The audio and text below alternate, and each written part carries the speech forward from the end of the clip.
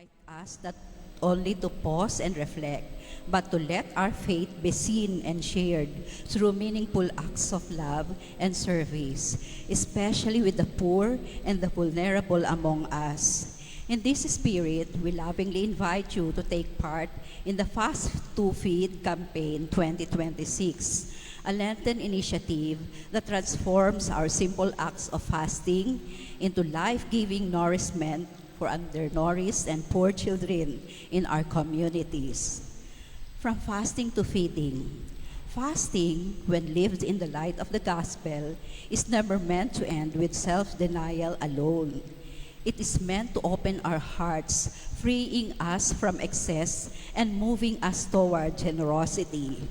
The Fast to Feed campaign gives us a concrete way to live out this call.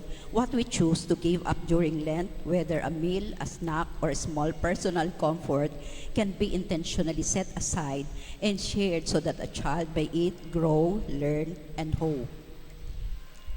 Signed by Most Reverend Ruperto C. Santos, D.D., Bishop of Antipolo.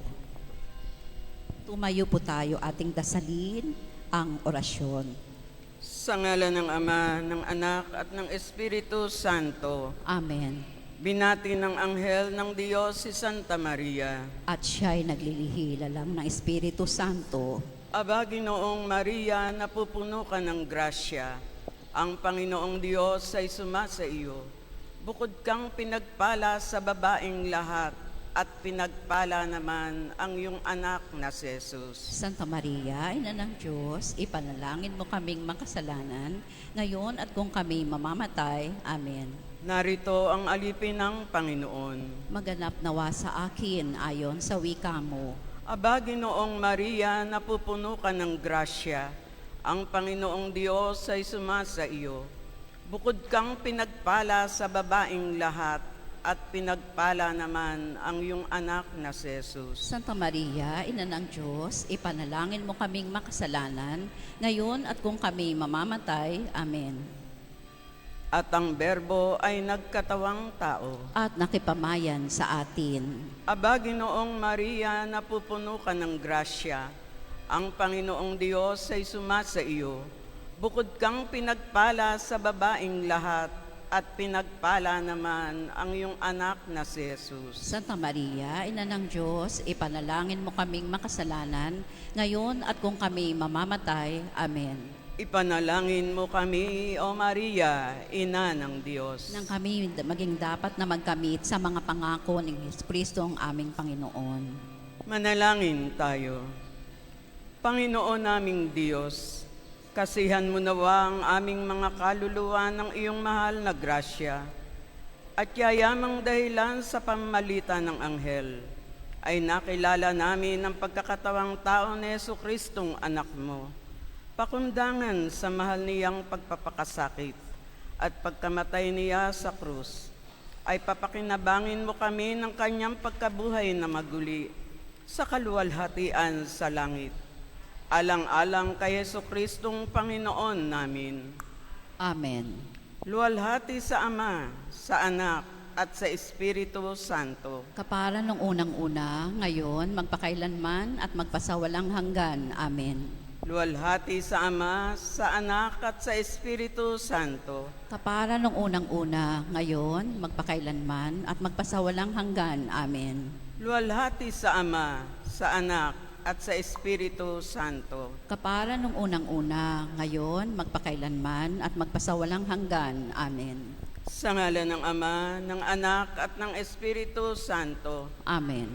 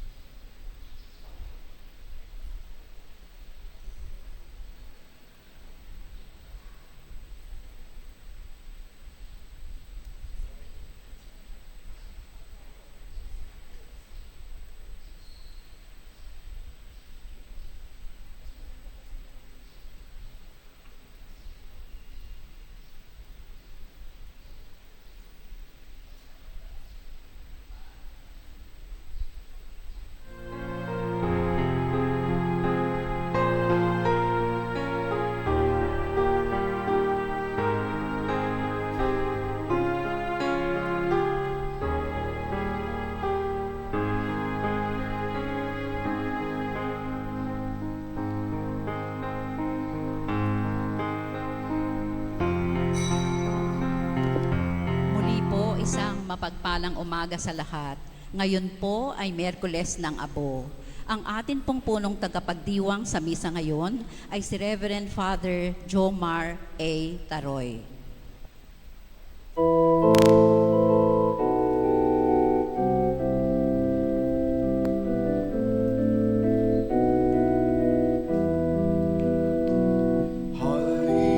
lumapit sa Diyos ng awa, tayo ay Kanyang hinihintay. Mamagpalit at magpayakap, at sumalo sa biging na handang. O ikaw ay mabuti, labis ang iyong pag-ibig. Kami mo'y tumanim at magdamig, ikaw ay laging dumarapit. Halina't lumapit sa Diyos ng awa, tayo ay Kanyang hinihintay. Mamagpalit at magpayakap, at sumalo sa biging na handang. Di mo binibilang ang aming sala, katuwiran na ay isa. Kami itinuring mong anak, inisulot ng awa't habag. Halina't lumapit sa Diyos ng awa, tayo ay Kanyang hinihintay. Namagpalit at magpayakap, at sumalo sa biging na handang. Halina't lumapit sa Diyos ng awa, tayo ay Kanyang hinihintay. Namagpalit at magpayakap, at sumalo sa biging na handang.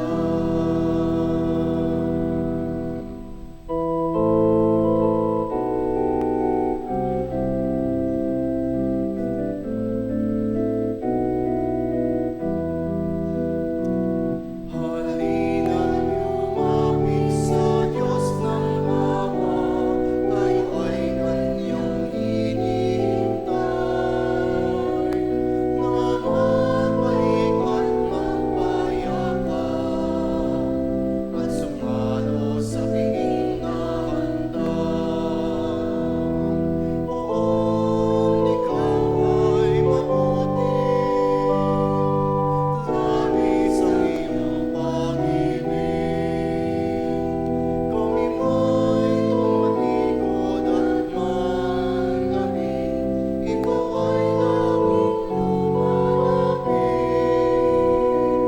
Halina't lumapit sa Diyos ng awa, tayo ay Kanyang hinihintay.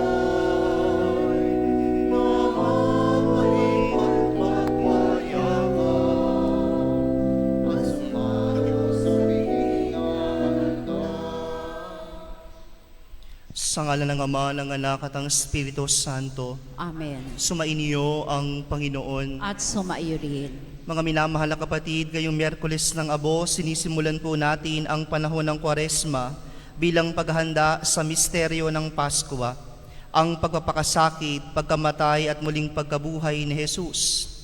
Tanda ng pagdadalamhati at pagsisisi sa kasalanan, ipinapahid sa ating mga noo ang abo. Subalit itong tanda ng pagsisisi ay dapat na may kaakibat na tunay na pagbabalik loob ng pagbabago ng isip at puso o metanoia.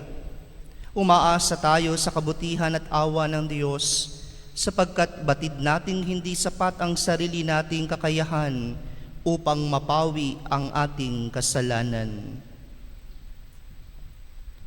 Manalangin tayo. Ama naming makapangyarihan, ipagkaloob mong masimulan namin ngayon sa banal na pagkukusang magtiis ng kagutuman ang pakikipagtunggalian bilang mga kapanig ni Kristo sa aming pagsugpo sa mga salungat sa pamumuhay sa Espiritu, maging amin nawang sandata ang pagtitimpi sa sarili sa pamamagitan ni Hesukristo, kasama ng Espiritu Santo, Diyos, magpasawalang hanggan. Amen.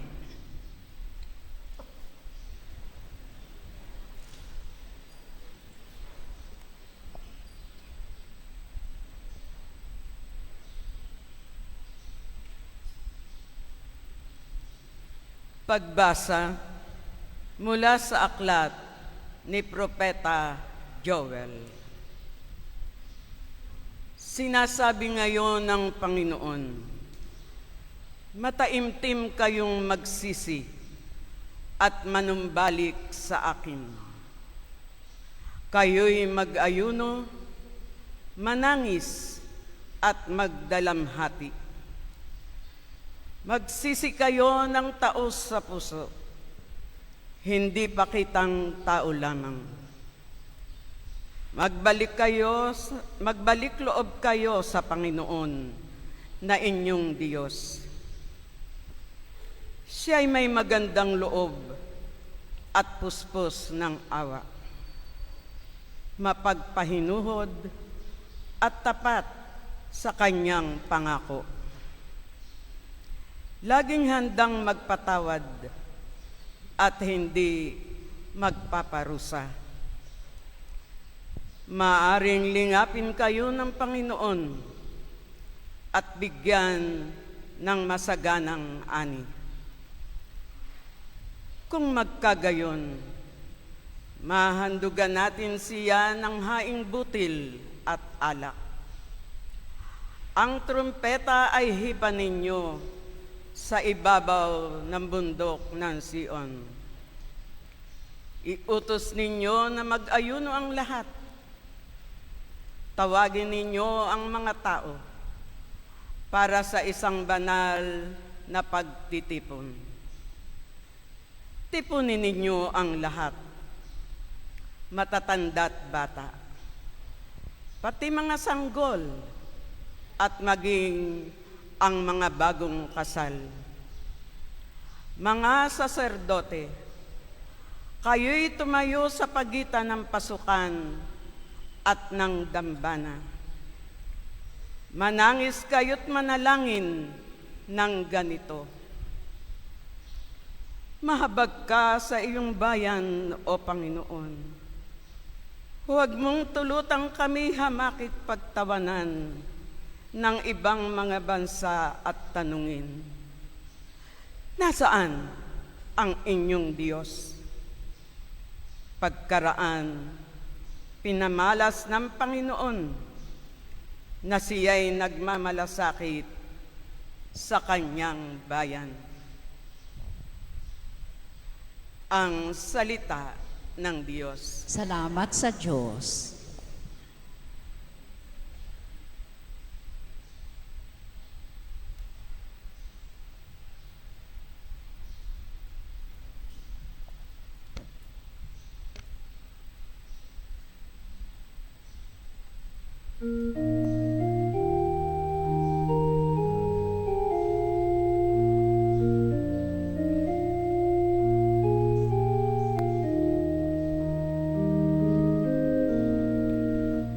Buon iyong kaawaan, kaming sa'yo'y nagsisuway. Buon iyong kaawaan, kaming sa'yo'y nagsisuway. Ako'y kaawaan, o mahal kong Diyos, sangayon sa iyong kagandahang loob. Mga kasalanan ko'y iyong pawiin, ayon din sa iyong pag-ibig sa akin. Linisin mo sana ang aking karuman at ipatawad mo yaring kasalanan. Buon iyong kaawaan, kami sa'yo'y nagsisuway. Ang pagsalansang ko ay kinikilala, laging nasa isip ko at alaala. Sa iyo lang ako nagkasalang tunay, at ang nagawa ko'y di mo nagustuhan. Buon iyong kaawaan, kami sa'yo'y nagsisuway. Isang pusong tapat sa aking likhain, bigyan mo, O Diyos, ng bagong damdamin. Sa iyong harapan, huwag akong alisin. Ang Espiritu mo ang papaghariin. Buon iyong kaawaan, kami sa'yo'y nagsisuway. Ang galak na dulot ng iyong pagliligtas, ibalik at ako'y gawin mong tapat. Turuan mo akong makapagsalita at pupurihin ka sa gitna ng madla. Buon iyong kaawaan, kami sa'yo'y nagsisuway. Buon iyong kaawaan, kaming sa'yo'y nagsisuway.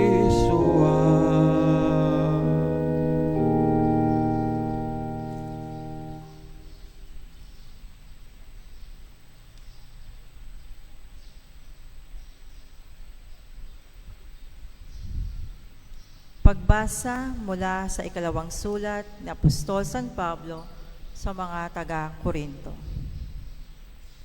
Mga kapatid, ako'y sugo ni Kristo. Parang ang Diyos na rin ang namamanhik sa inyo sa pamamagitan ko. Makipagkasundo kayo sa Diyos. Hindi nagkasala si Kristo, ngunit dahil sa atin, siya'y ibinilang na makasalanan upang makipag-isa tayo sa Kanya at mapabanal sa harapan ng Diyos sa pamamagitan niya. Yamang kami mga katulong sa gawain ng Diyos, ipinamamanhik namin sa inyo na huwag ninyong sayangin ang pagkakataong ibinibigay sa atin ng Diyos sapagkat sinasabi niya, sa kaukulang panahon ay pinakinggan kita. Sa araw ng pagliligtas, sinangaklulohan kita. Tignan ninyo, ngayon na ang panahon na nararapat. Ngayon ang araw ng pagliligtas. Ang salita ng Diyos. Salamat sa Diyos.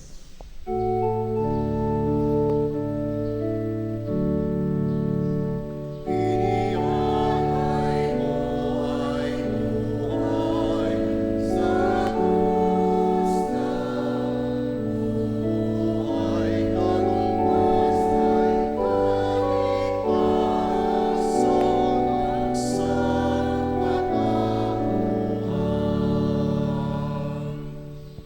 Kapag ngayoy napakinggan ang tinig ng buong mahal, huwag na ninyong hadlangan ang pagsasakatuparan ng mithi niya't kalooban.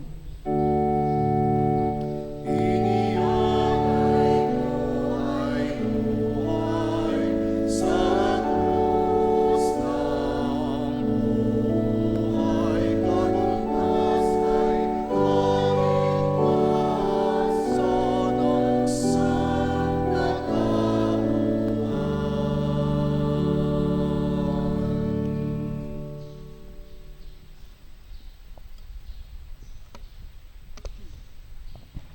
Sumainiyo ang Panginoon. At sumaiyo rin. Ang mabuting balita ng Panginoon ayon kay San Mateo.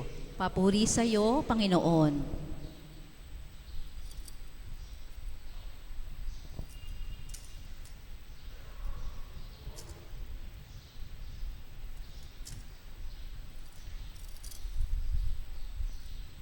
Noong panahong iyon, sinabi ni Jesus sa kaniyang mga alagad, "Pag-ingatan ninyo na huwag maging pakitang tao lamang ang paggawa ninyo ng mabuti. Kapag ganiyan ang ginawa ninyo, wala kayong matatamong gantimpala buhat sa inyong amang nasa langit. Kaya nga, kapag naglilimos ka, huwag mo nang ipagkamaingay ito, katulad ng ginagawa ng mga mapagpaimbabaw doon sa sinagoga at sa mga lansangan. Ginagawa nila ito upang purihin sila ng mga tao. Sinasabi ko sa inyo, tinatanggap na nila ang kanilang gantimpala. Ngunit kung maglilimos ka, huwag mo nang ipaalam ito kahit sa iyong pinakamatalik na kaibigan upang malihim ang iyong paglilimos. At gagantihan ka ng iyong amang nakakikita ng kabutihang ginagawa mo ng lihim. At kapag nananalangin kayo, huwag kayong tumulad sa mga mapagpaimbabaw. Mahilig silang manalangin ng patayo sa mga sinagoga at sa mga panulukang daan upang makita ng mga tao. Sinasabi ko sa inyo, tinanggap na nila ang kanilang gantimpala. Ngunit kapag mananalangin ka, pumasok ka sa iyong silid at isara mo ang pinto. Saka ka manalangin sa iyong amang hindi mo nakikita at gagantihan ka ng iyong amang nakakikita ng kabutihang ginagawa mo ng lihim. Kapag nag-aayuno kayo, huwag kayong magmukhang malungkot tulad ng mga mapagpaimbabaw. Hindi sila nag-aayos upang malaman ng mga tao na sila'y nag-aayuno. Sinasabi ko sa inyo, tinanggap na nila ang kanilang gantimpala. Kapag ikaw ay nag-aayuno, mag-ayos ka ng buhok at maghilamos upang huwag mapansin ng mga tao na nag-aayuno ka. Ang iyong amang hindi mo nakikita, ang siya lamang nakaalam nito. Siya na nakakikita ng kabutihang ginagawa mo ng lihim, ang gaganti sa iyo. Ang Ebanghelyo ng Panginoon. Pinupuri ka namin, Panginoong Hesukristo.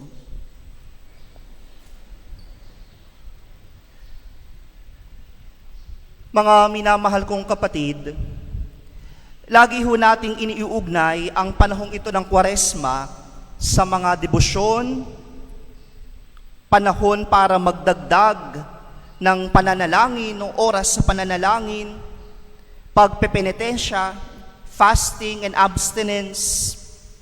Ito yung panahon na tayo'y nagsasakripisyo.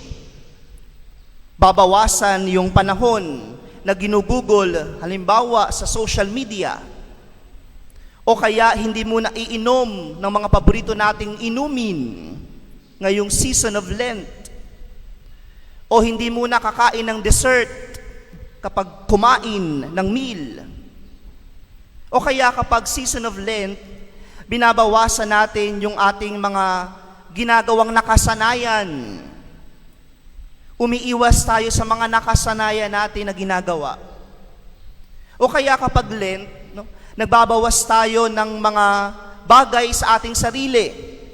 Tinitingnan natin yung ating puso. Sinisiyasat nating maigi ang ating kalooban kung ano ba yung mga dapat nating tapyasin, alisin. Yung mga masasalitang salita, masasakit na mga salita na binibitawan natin, na lumalabas sa ating bibig, nagpipigil tayo doon.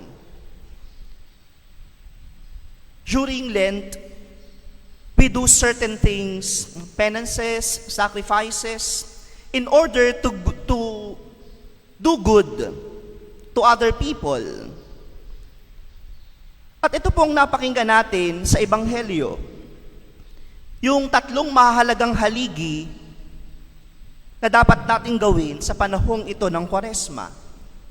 Pagdarasal, pagsasakripisyo, pagkakawanggawa. Yung ating pong pagsasakripisyo, ito po ang tutulong sa atin para tayo'y gumawa ng mabuti sa ating kapwa. Kaya nga yung idea, yung matitipid natin sa pagbabawas sa ating pagkain, hindi yun iipunin para bumili tayo ng kung anong bagay. No ho? Yung ating naipon, no, hindi ko iipunin, ibibigay ko ito sa mas makabuluhang bagay. Pagbibigay ng pagkain sa mga nagugutom. Ito po yung tamang pag-unawa. Ito yung tamang pag-unawa natin sa pagsasakripisyo. Hindi iipunin mo tapos bandang huli, ikaw rin yung makikinabang doon sa inipon mo. Hindi. Hindi ka kakain halimbawa ng isang meal at yung meal na iyon, yung makuha mo doon na pera, halimbawa 100 pesos. Iipunin mo iyon tapos gagawa ka ng paraan para maibahagi ito sa iba. Yun ho yung idea. Kaya nagtitipid, iniintindi at inaalala yung iba, magkakawang gawa sa kapwa. When we think of Lent, we also think of going to confession. Mangungumpisal. Kapag panahon ng Kwaresma, napakaraming mga nangungumpisal, nagbabalik loob sa Diyos. Sapagkat ito naman talaga yung paanyaya ng Diyos sa panahon ng Lent, ang magbalik loob tayo sa Kanya. Kaya nga napansin niyo sa unang pagbasa, napakinggan natin si Propeta Joel. Mataimtim kayong magsisi, sabi niya, at manumbalik sa akin. Kayo'y mag-ayuno, manangis, magdalamhati, sabi ng Panginoon. Magsisi kayo ng tao sa puso, hindi pakitang tao lamang. Magbalik loob kayo sa Panginoon na inyong Diyos, sabi niya. At kung mapapansin din, ito rin yung paalala ni San Pablo sa ikalawang pagbasa. Sabi niya, makipagkasundo kayo sa Diyos. And so, Lent is a time to admit the sins that we have committed. It is a time to return to God, to ask for His forgiveness. Magbabalik loob tayo sa Diyos at hihingi tayo ng patawad sa napakarami nating mga kasalanan. Kapag ho nababanggit ang Kwaresma, we also think of devotions, no? Our expressions of faith, traditions that we do, yung mga tradisyon natin, istasyon ng krus, no? Bisita iglesia, pabasa, yung mga prosesyon natin, alay lakad, o dito sa Kainta, yung senakulo. Ito yung mga gawain nagpapabanal sa panahon ng Kwaresma.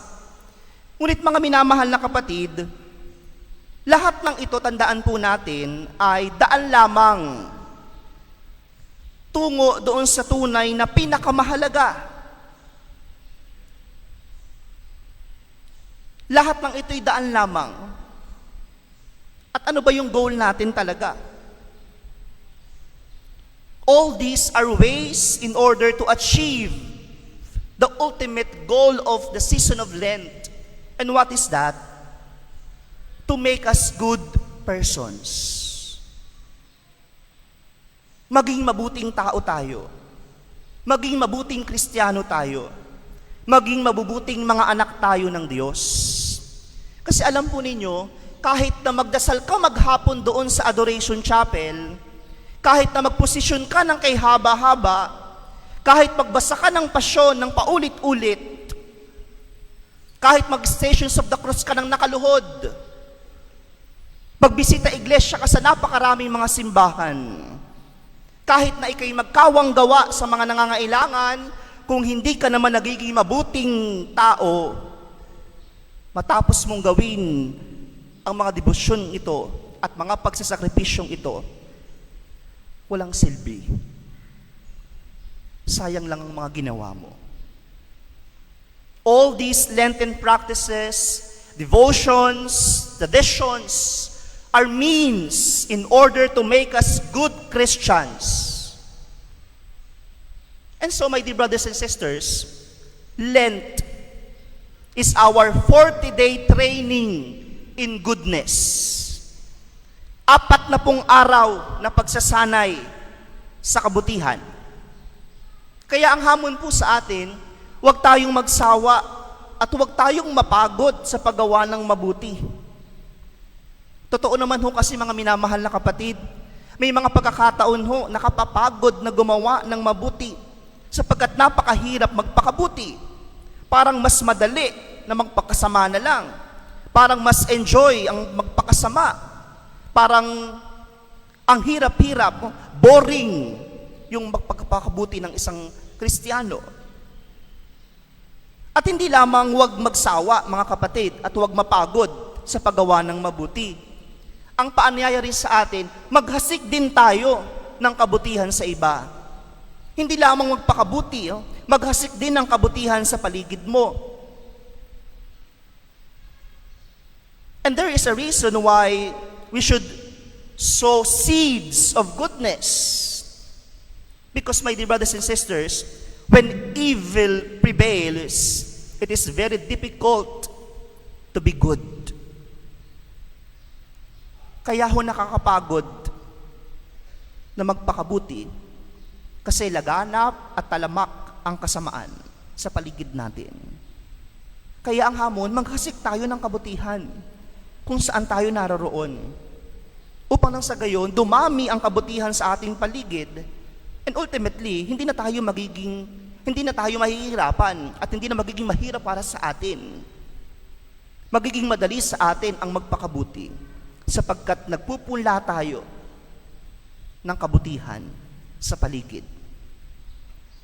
Kung ang mga kasama mo palagi na lang gumagawa ng masama, sigurado, mahihirapan kang magpakabuti. Mas madaling mapatangay ka na lamang sa agos ng kasamaan. Pero kung yung mga nasa paligid mo ay gumagawa ng kabutihan, madaling maging mabuti at maiiwasan mo ang paggawa ng masama. That is why it is important to sow the seeds of goodness. Magpakabuti, oo, pero maghasik din ng kabutihan sa paligid. To do good and to sow goodness, that is our Lenten training. Kaya ito ho ang hamon ko sa inyo mga kapatid, sa panahon pong ito ng Kwaresma. Let us train ourselves in goodness. Araw-araw ho, magsanay tayo sa pagpapakabuti. Hinahamon ko po kayong lahat sa simulang ito ng panahon ng Kwaresma. Simula sa araw na ito hanggang sa wakas ng Kwaresma, araw-araw, gumawa tayo kahit isang gawa ng kabutihan. Hindi lamang ho yung magbigay ka ng pera sa nangangailangan. Madali ho kasi yun eh. Yun ang pinakamadaling pamamaraan. Mag-abot ka kahit magkano at sasabihin mo, okay na yan, nag-abot naman ako. Yun lang yung kaya ko eh. Mga gawang kabutihan mga kapatid, halimbawa, may humihingi ng tulong mo, maaabala ka ng sandali, tulungan mo. May nagpapasama sa iyo, mapapagod ka, maiinitan ka, samahan mo. Meron nangangailangan ng iyong pakikinig, kahit na makulit at paulit-ulit, pakinggan mo. Meron kang isang taong kinaiinisan, ayaw mong makasalubong, ayaw mong makita kahit yung anino, nakasalubong mo, ngitian mo, pagpasensyahan mo, unawain mo. Natutokso kang i-chismis yung kapitbahay mo, itiko mo yung bibig mo. Ito ho yung mga simpleng bagay ng paggawa ng kabutihan. Araw-araw po, ngayong panahon ng Kwaresma. At mga minamahal na kapatid, hindi dapat maging mahirap para sa atin ang pagpapakabuti. Being good should not be difficult because we are created by a good God. And so goodness is inherent in each one of us. hindi po iba sa atin ang pagpapakabuti. Ang iba sa atin ay yung maging masama tayo, sapagkat hindi naman tayo nilikha ng masamang Diyos. Nilikha tayo ng isang mabuting Diyos. Kaya dapat natural sa atin ang kabutihan. And let us remind ourselves of that truth, that you are good. Mabuti ka. Linguin mo yung katabi mo, sige. Sabihin mo, mabuti ka.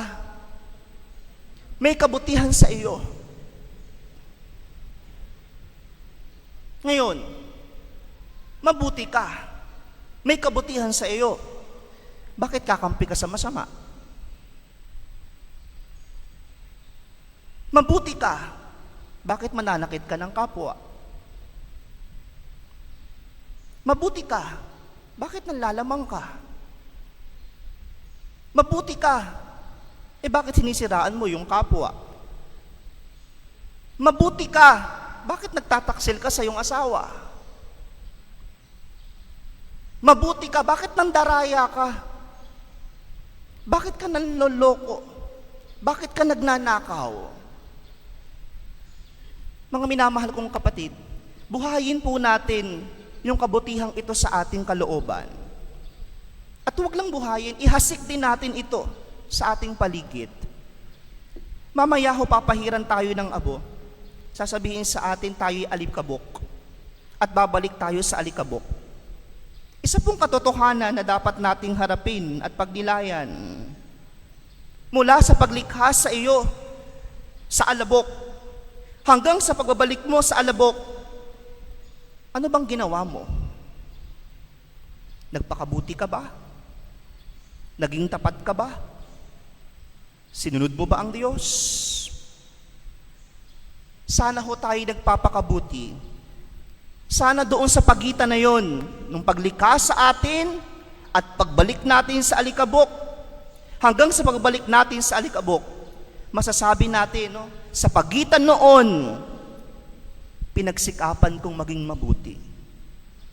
Upang nang sa gayon, mga minamahal na kapatid, kapag tayo babalik na sa alikabok, ang Diyos na nakakakita o ang Diyos na nakakita ng ating mga lihim na kabutihan na ginagawa, ang siyang magpapala sa atin, siyang magbibigay sa atin ng buhay na walang hanggan.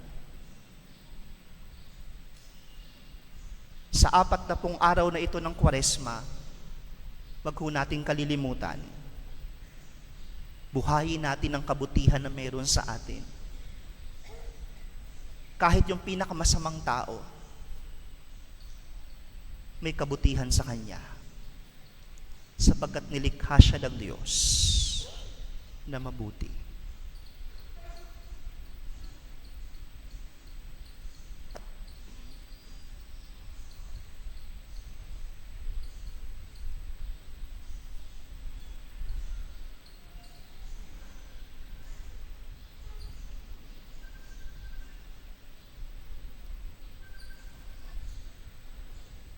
Titindig ang lahat at babasbasan po natin ngayon ang mga abong ipapahid sa ating mga noo.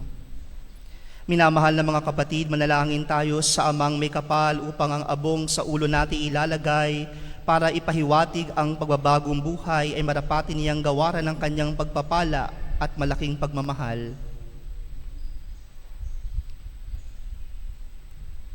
Ama naming mapagpatawad, kinukupkup mo at itinatampok ang umaamin sa kasalanan at ikinalulugod mo ang nagbabagong buhay. Dinggin mo kami at kupkupin sa pagkakaloob mo ng pagpapala.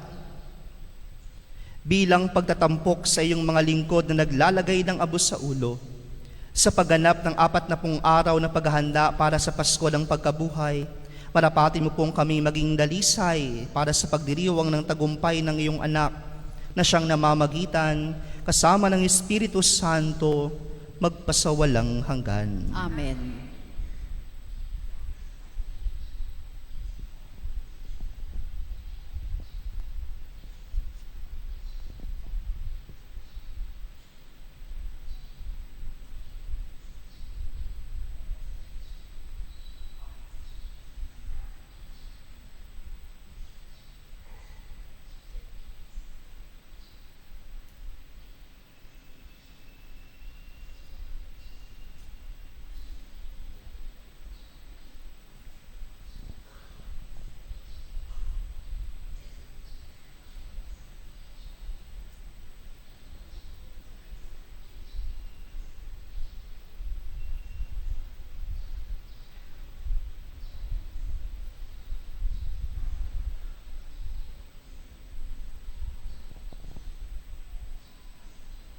Pipila po ang lahat katulad ng tumatanggap ng banal na komunyon para sa maayos na paglalagay ng apo.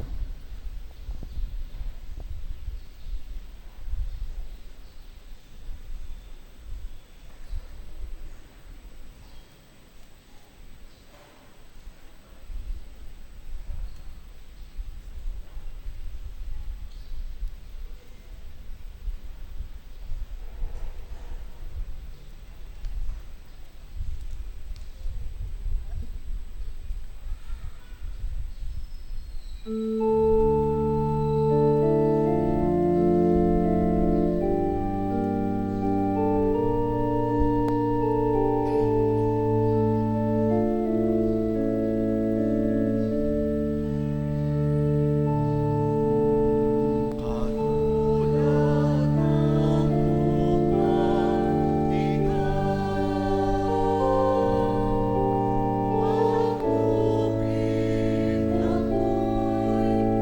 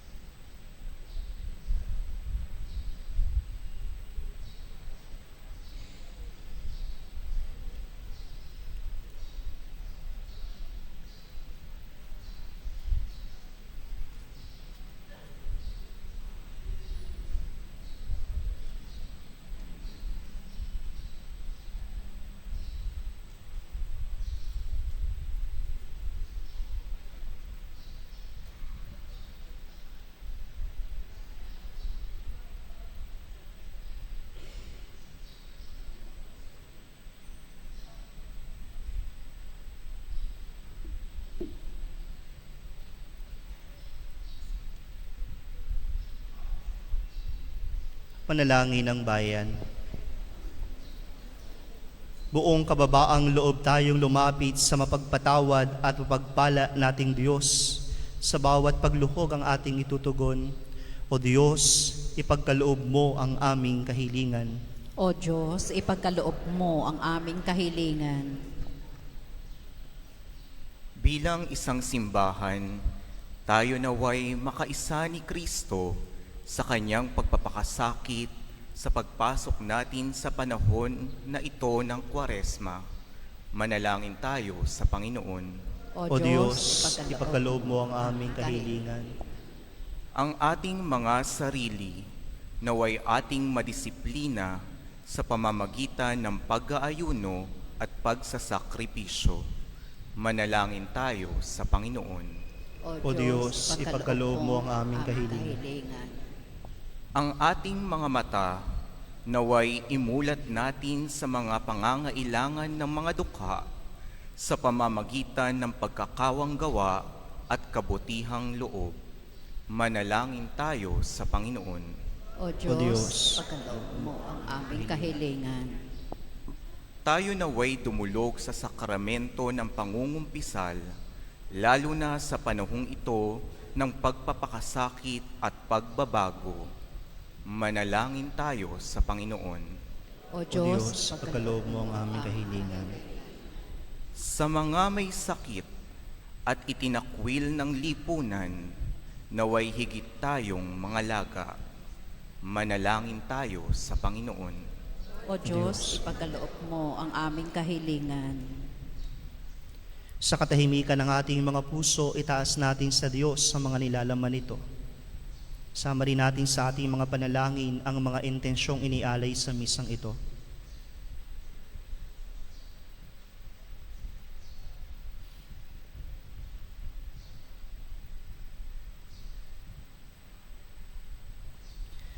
Ama naming mapagpala, ipagkaloob mo ang mga kahilingan ng iyong mga anak, alang-alang kay Kristong aming Panginoon. Amen.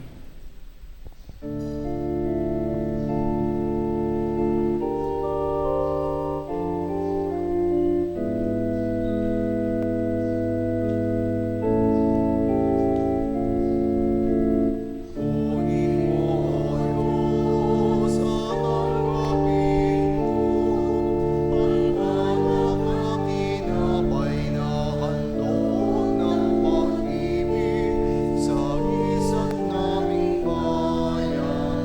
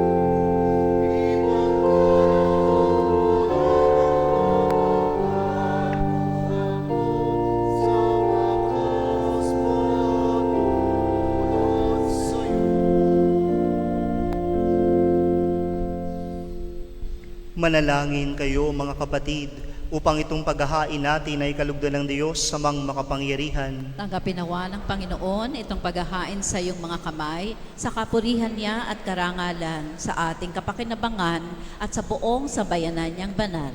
Ama naming lumikha, ginaganap namin ang paghahaing ito bilang maringal na pasimula sa 40 araw na paghahanda. Ang aming kusang pagtitiis at pagmamalasakit ay makapagdalisay nawa sa aming masamang hilig upang kami pagindapating makinabang sa iyong anak na para sa amin nagpakasakit bilang aming tagapamagitan kasama ng Espiritu Santo, Diyos magpasawalang hanggan. Amen. Sumainyo ang Panginoon. At sumairi, Itaas sa Diyos ang inyong puso at diwa. tinaas na namin sa Panginoon. Pasalamatan natin ang Panginoong ating Diyos. Marapat na siya ay pasalamatan. Ama naming makapangyarihan, tunay ngang marapat na ikaw ay aming pasalamatan sa pamamagitan ni Hesukristo na aming Panginoon. Sa aming kusang pagtitiis ng hirap, tinutulungan mong aming maitumpak ang kinamihas ng pagsalungat sa pananagutang iyong iniatas. Sa aming pagtulad sa anak mong mahal na nagpakasakit para sa tanan, ang pagsisikap namin iyong kinalulugdan at ang pagpapakabuti namin iyong ikinararangal. Kaya kaisa ng mga anghel na nangagsisiawit ng papuri sa inang walang humpay sa kalangitan, kami po dito sa kainta, nagbubunyi sa iyong kadakilaan.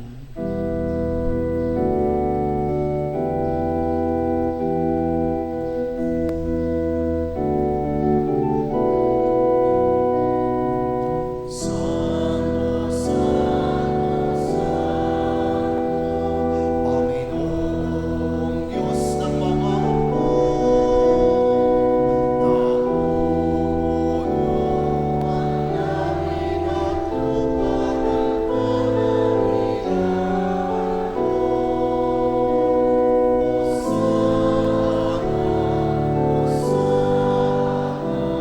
Hosana sa kaitaasan.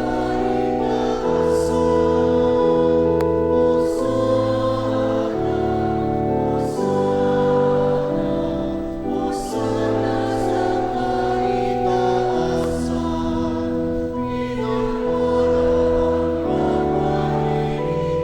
Pinamulan sa ngalan ng Panginoon.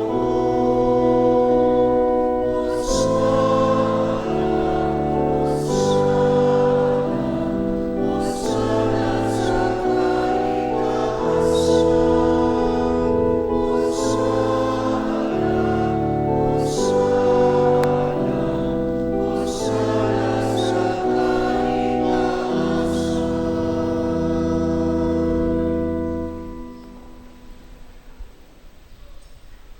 Amang banal, nagpapasalamat kami sa iyong kadakilaan, karunungan at pagmamahal na nababakas sa lahat ng iyong kinapal.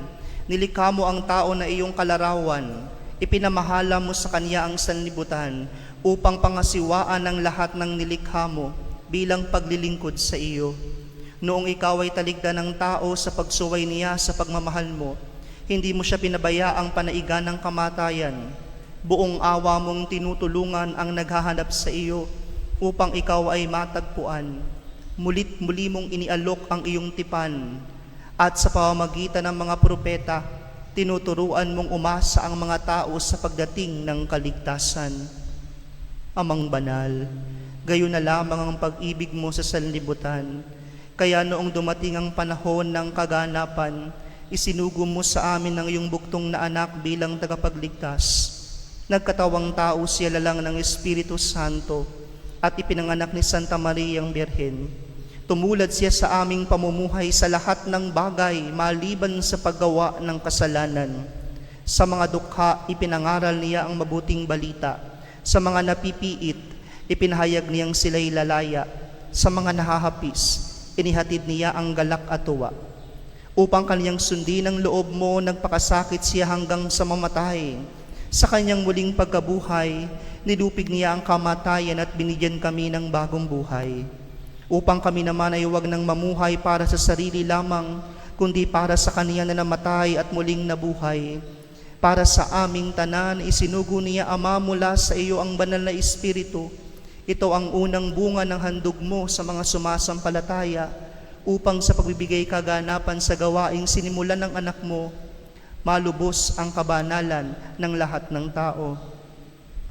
Ama, isinasamo namin pabanalinawa ng banal na Espiritu ang mga handog na ito upang maging katawan at dugo ng aming Panginoong Hesukristo sa pagdiriwang namin ng dakilang misteryong ito na Kaniyang inihabilin sa amin bilang tipan na walang hanggan.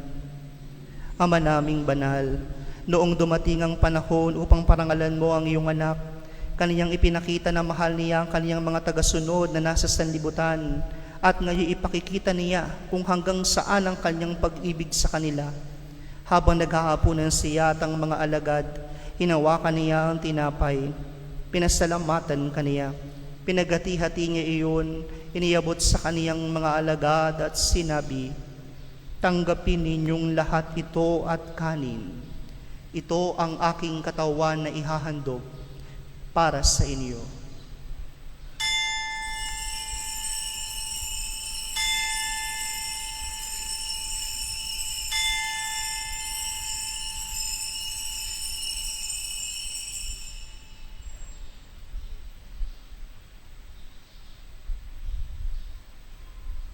Gayon din naman, hinawakan niya ang kalis, muli kaniyang pinasalamatan. Iniabot niya ang kalis sa kaniyang mga alagad at sinabi, "Tanggapin ninyong lahat ito at inumin. Ito ang kalis ng aking dugo, ng bago at walang hanggang tipan. Ang aking dugo na ibubuhos para sa inyo at para sa lahat sa ikapagpapatawad ng mga kasalanan. Gawin ninyo ito sa pag-alala sa akin."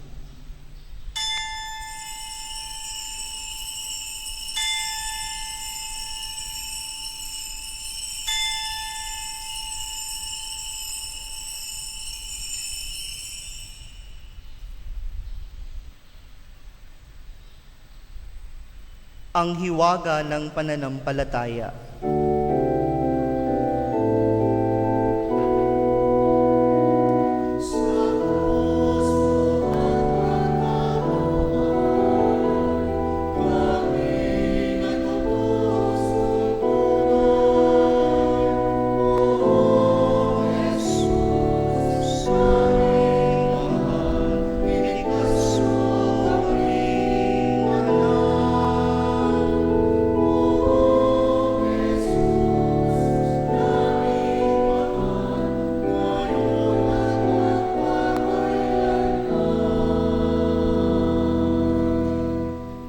Ama, ipinagdiriwang po namin ngayon ang alaala ng aming katubusan.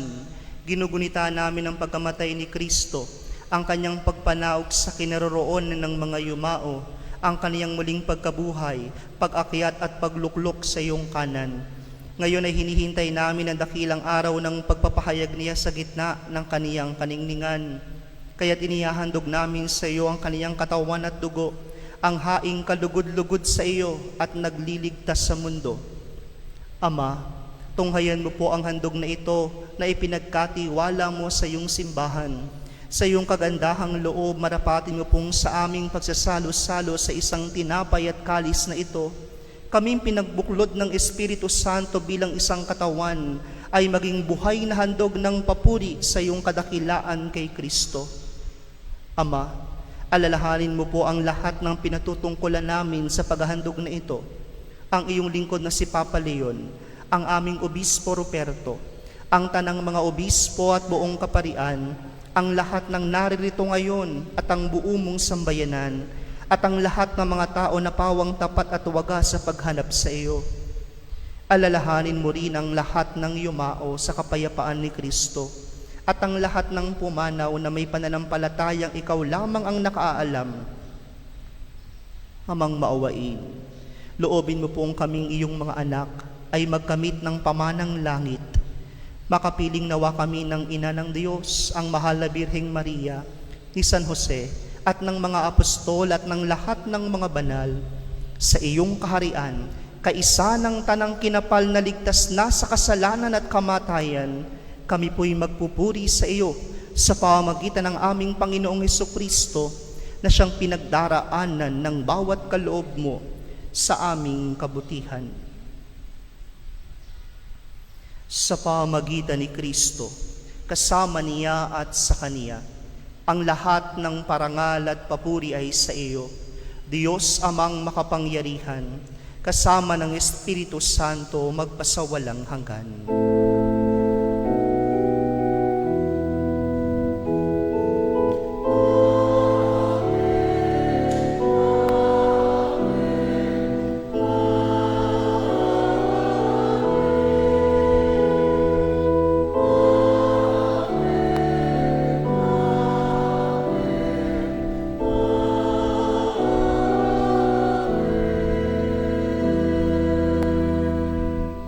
Buong pagtitiwala, tumawag tayo sa ating Amang nasa langit.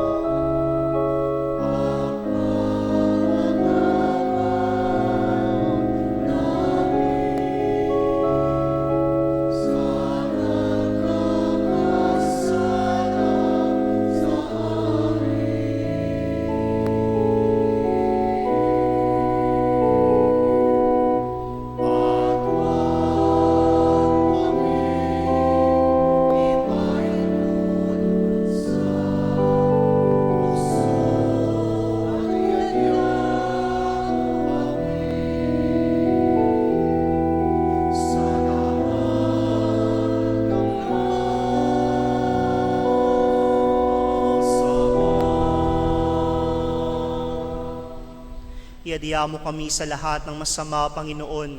Pagkalooban mo kami ng kapayapaan araw-araw. Iligtas mo kami sa maraming tukso at kasalanan. Ilayo sa lahat ng panganib at kapahamakan.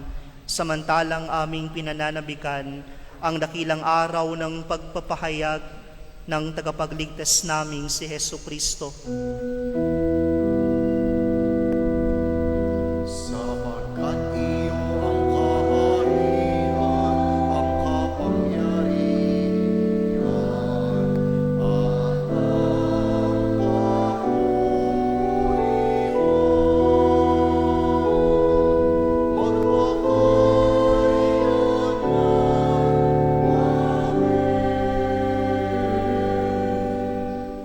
Panginoong Hesukristo, sinabi mo sa iyong mga apostol, kapayapaan ang iniiwan ko sa inyo, ang aking kapayapaan ang ibinibigay ko sa inyo. Tunghayan mo ang aming pananampalataya, huwag ang aming mga pagkakasala. Pagkalooban mo kami ng kapayapaan at pagkakaisa ayon sa iyong kalooban, kasama ng Espiritu Santo magpasawalang hanggan. Amen. Ang kapayapaan ng Panginoon ay laging sumainyo. At sumaiyo rin. Magbigayan kayo ng kapayapaan sa isa't isa. Peace be with you.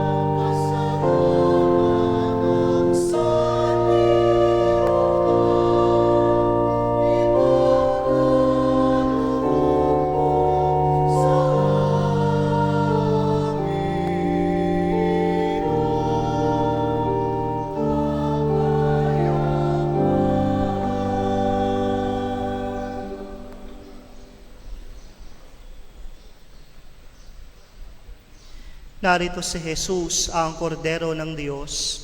Narito siyang nag-aalis sa mga kasalanan ng sanlibutan. Napakapalad nating tatanggap sa Kanya.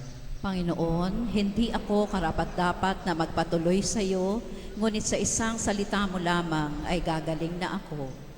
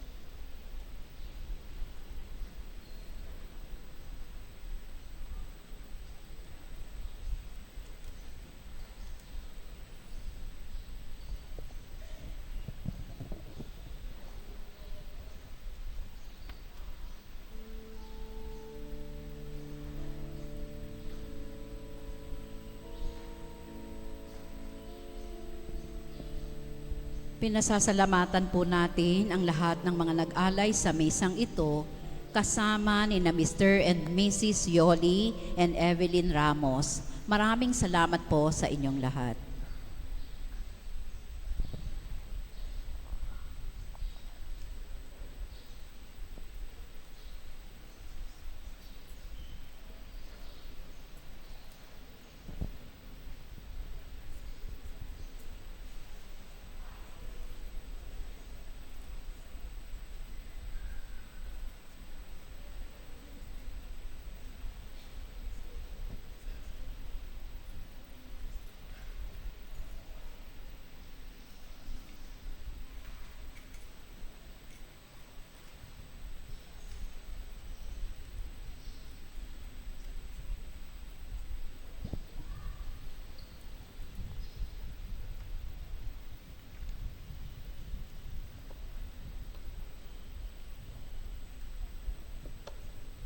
Manalangin tayo.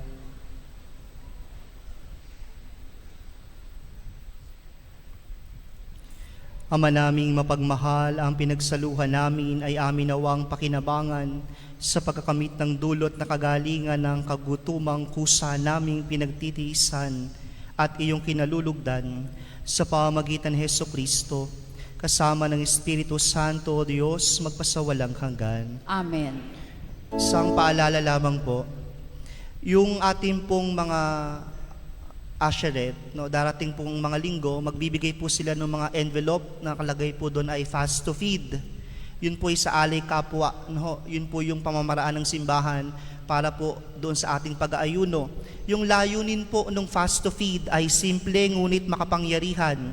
Yung halaga pong matitipid mo mula doon sa pag-aayuno na ginagawa mo ngayong panahong ito ng Kwaresma, maging ito ay sa pagkain o sa pagkakape, sa pag-inom ng soft drinks, sa pagtitipid ng kuryente o paggamit ng data mula doon sa digital fast, ay direktang itutulong upang mapakain ng mga batang kulang sa nutrisyon.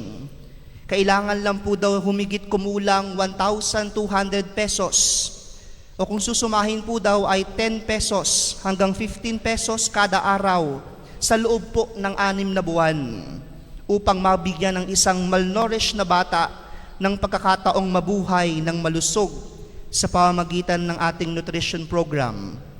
Ngayong taon po, binibigyan pong diin ng CBCP yung pag-aayuno mula sa technology.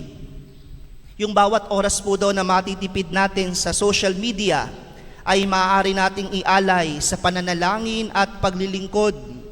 Yung bawat sentimong matitipid mula sa internet data o online shopping ay sapat upang lagyan ng pagkain ang pinggan ng isang nagugutom na bata. Mangyari lamang po na idala yung inyong mga donasyon doon sa parish office o kaya po doon sa ipamimigay ng mga fast to feed envelopes po sa mga misa. Ang inyo pong sakripisyo ay magiging busog ng ngiti para sa isang batang nagugutom. Kaya yun po sana yung maging tugon natin sa panahong ito ng Kwaresma. Isa sa magiging tugon natin, tugong pagkilos sa panahong ito ng Kwaresma. Sumainiyo ang Panginoon At sumayo rin. pagpalain kayo at ang inyong pamilya ng makapangyarihan at mapagmahal na Diyos, ang Ama at ang Anak at ang Espiritu Santo. Amen. Humayo kayong nagpapakabuti. Salamat sa Diyos.